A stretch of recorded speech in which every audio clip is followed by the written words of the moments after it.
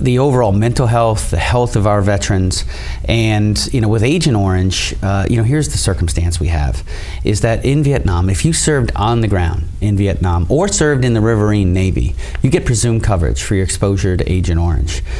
But if you served just offshore, and maybe you were on a boat that was conducting resupply operations, so important to the overall operations in Vietnam, you're not covered.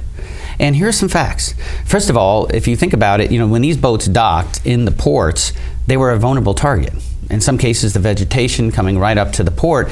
And so the American response was to defoliate, to give standoff to the ship so they wouldn't be vulnerable to mortars and to rocket-propelled grenades.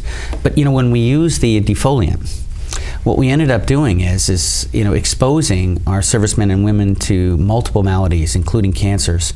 And when these sailors, when they drank water, oftentimes it was reverse osmosis. They actually went through a water purification to drink the water there, and it made the Agent Orange 10 times more potent. So Joe, sadly, well over half of these veterans are already in heaven. Their life expectancy was much shorter than the average person at large. So, I've taken this issue on. I work it now case by case, and we do win a fair number of these cases, but it shouldn't come to that. We need to change the underlying law. I'm the author of the bill in the United States House that does that brings justice and health benefits to our sailors and to all service members exposed to Agent Orange. My compadre on this is actually Senator Gillibrand. She has the companion bill in the United States Senate. We've never been in a stronger position. We have over 265 colleagues of mine in the House that are co-authors with me, co-sponsors, and it's bipartisan completely, and in the Senate as well. So we've had a hearing, and we've had good discussions with the Congressional Budget Office. I'm optimistic that we could very well, get this into law with the President's signature this Congress. And then also veterans. Let me talk about mental health. Obviously this is something that a lot of Americans are concerned about, myself included. I saw this firsthand in my 29 years in serving, leading paratroopers in combat and seeing the impact of that on human life in every direction. And so we've been working on this. We had some positive steps forward. I was at the White House this year for a bill signing ceremony, the Clay Hunt Suicide Awareness and Prevention Bill. Look, it's not going to be a panacea, but it is a step in the right direction. Suicide rate with veterans is very high, isn't it? Very high and concerning. And so this bill goes directly after that. It audits our programs, because what I have seen is we have some programs, they're all well-meaning. Some programs are more effective than others. And so we have a team that goes in, audits the programs, captures best practices so that we can put that on the second point on a website so that all programs can benefit by what has been successful and what's well-meaning but not getting the job done. So, and then the third aspect of the bill is it actually provides for a pilot for mental health for Americans, social workers who hear a calling to really be in this space to help veterans. We have federal monies for their education so that they can take on the cause of helping veterans. I want you to know that I listen every day on this. I have counsel far and wide. I have counsel right at home. My wife is a licensed clinical social worker who, during my time in the military, was an amazing asset to the United States of America and to our military, and in the way that she helped families overcome many challenges, and the way that she brought people together. And she's still following this calling. And she helped co-found a spouses group, a congressional spouses group for suicide awareness and prevention. They're partnered with the American Foundation for Suicide Prevention, and they have been involved in these walks, these out of the darkness walks that really bring illumination onto this issue area, and to help raise funds to really make a difference for everyone to know they're not alone, and for them and for all of our people to also know that the government, that I'm listening and I'm looking to make a difference. And so, already we've had a series of these walks. And if individuals are interested, we have more to come this fall. And if people want to know, they ought to go to the website, the American Foundation for Suicide Prevention. We have information on these walks. Mary Jo joins me on many of these walks, and she's able to do even more when I'm otherwise, in D.C. or some other place. She goes to them by herself at times, and so she does a good job for you too. Wow, incredible. So, but this is a real passionate cause for her, and I deeply appreciate that and greatly respect it. Speaking of veterans, as a veteran of Iraq, What do you think of the way it is right now, how it's turned out? Did we waste all those American lives? Why didn't we do like we did in South Korea and keep a presence there?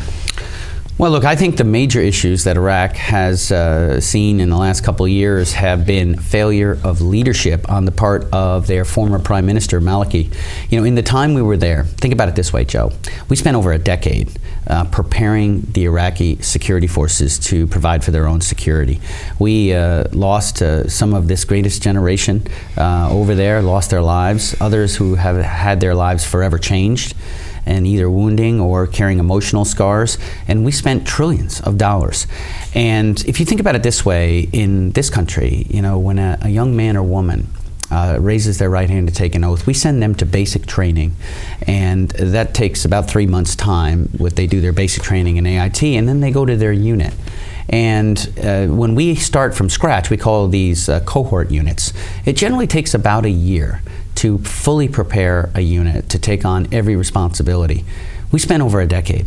So when you look at that from an analytical standpoint, it wasn't a lack of effort or time. There are other factors that come into play, and most immediately, political leadership. Maliki, he relieved the commanders who were the most effective in their frontline units, and he put his cronies into command. He under-resourced the military, and quite candidly, he was so sectarian in the way he led. About a third of that country is Sunni, and Maliki, being a Shia, gave them no hope at all that they would have any meaningful part to play in the new Iraq. And over time, the Sunni felt abused.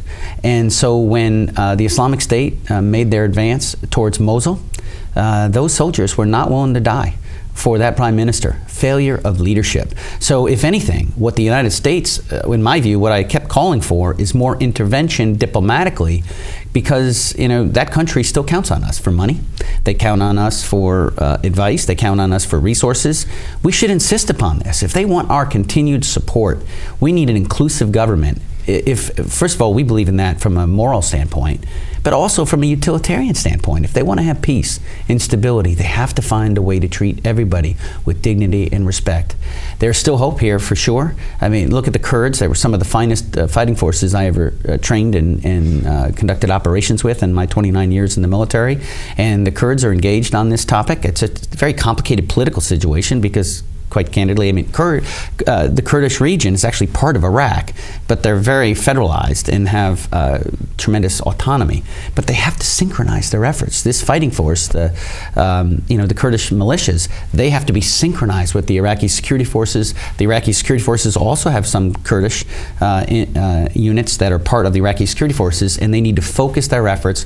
We can play a constructive role. I think that this is actually a very important point, because while we, the United States of America, always reserve the right to move immediately and unilaterally if we learn of an intelligence of an attack against our people. We're going to take immediate, swift action to protect our people. But in the absence of that explicit threat, then working through Sunni Muslims, I think, is our best hope, because what's going on with the Islamic State is fraudulent. They claim that they're advancing the Muslim cause. Nothing could be further from the truth, Joe.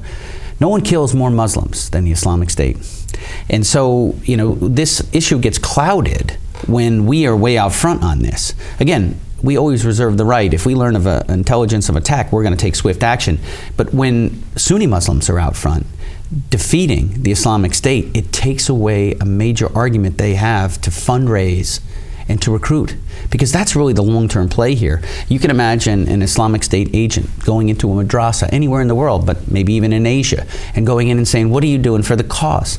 Somebody there's probably trying to answer this, that, and the other thing, and the Islamic State agent's probably taking them up short and saying, "You're not doing anything. Have you not watched BBC? We're over there fighting the great Satan. Have you sent us any money? Have you written a check yet? Did you send us any fighters?" We attenuate, we take away that argument. When we support Sunni nations and Sunni peoples that are fighting the Islamic State, it lays bare this fraudulent argument of the Islamic State that somehow they're advancing the cause of Muslims. Nothing could be further from the truth. We are committed to protecting our people and to helping others to defeat and ultimately to destroy the Islamic State.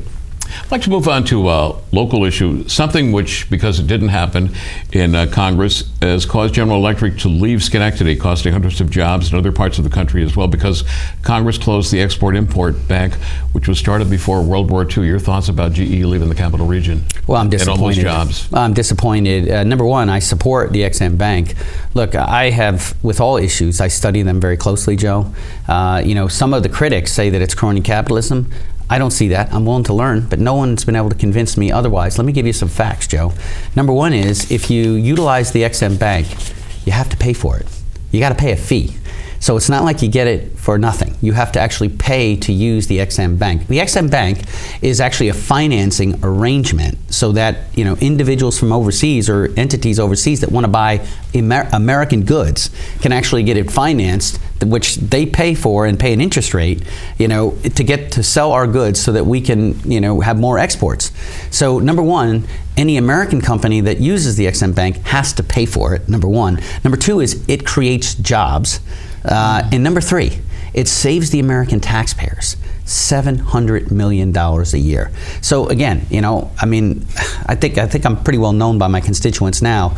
I have two basic questions when I look at any bill or amendment. Is it constitutional? And is it good for my people? If the answer is yes to both, I vote for it. I don't care what party drafted it. And if the answer is no for one of them, then I don't support it. And I don't care what party drafted it. So in this case, I think, some in my party, they have not been able to convince me at all why this is crony capitalism. Because if it's crony capitalism, I'm willing to go after that. But if somebody has to pay for it, and it creates jobs, and it reduces the deficit, sounds like to me that's something we should be supporting. Now, so that's my view on the XM Bank. I'm also disappointed. Look, I'm a huge fan of, really I support everyone who, small business owners alike. And certainly a huge fan of GE, but I'm disappointed because I would hope that they would find ways in this period to drive on. Look, it doesn't mean I don't love them, still do, but in as much as I'm fighting to get the XM Bank reauthorized, I'm hoping we can keep these jobs here too. You do a great job representing the people of New York State, and you have to function in Congress all the time. And a few months ago, a research study came out showing that New York State is the most corrupt state in the USA, followed by California, Illinois, and New Jersey. How does that impact you when you go to somebody and do they say, oh, there's a guy from the most corrupt state in the nation? Well, it's deeply disturbing, and I'm disappointed beyond words. You can imagine, for my wife and I, we make a conscious choice to give our pension back. Legally, we could keep it. We could draw 2 checks from the Treasury. It's totally legal. But I don't think it's right. In these hard times that we're working to get back to a balanced budget, and we've now cut the deficit by over 70%. I mentioned earlier in this interview why it's so important to future generations, so they get the same choices and freedoms that we've had, just like it's important to protect the earth, conserve the environment, again, about future generations. And so when I see individuals using public office for private gain, that is outrageous. And certainly unacceptable. And look, there are many things that need to change in our state, but we have to believe that we can do it. I believe we can do it. I hope that all New Yorkers will keep faith in our ability to be self-governing and that we can change the trajectory of this scourge on our politics. It takes leadership by example. You just can't, as an infantry leader, you would never say, to your troops, go take that hill. It just doesn't work that way. An infantry leader gets out front and says, we're going to the hill, follow me. And so, when the governor says, well, we're going to have more disclosure, well, the legislature didn't do it. But the way it's got to work is the governor's got to go first. The governor's going to say, look, this is uncomfortable, but we're going to do this, and the executive branch is going to disclose. Now, legislature, I'm asking you to walk with me. That's what's lacking here, is a governor that leads by example and steps out and says, this is really important and unacceptable, and it needs to change. We're almost out of time. You've been very concerned about the school teachers of New York State and the education system in New York State. Your thoughts on our schools? Well, one thing we're all searching for is excellence. And you talk to teachers, you talk to students, parents, administrators, everyone's on the same page that we want excellence in our schools. I think the way the governor approaches is completely wrong. His approach is to intimidate and to threat and to demonize teachers. Teachers are special. They already know they're not going to be rich, but they get to be rich at heart. because they're inspiring, inculcating, and yes, educating. So, you know, in my view, in my experience in the military, if you want to move towards excellence, then a collaborative approach where you have individuals with experience who share those experiences with more junior individuals in the profession, this collaborative professional development approach is the best way forward, not threats and intimidation.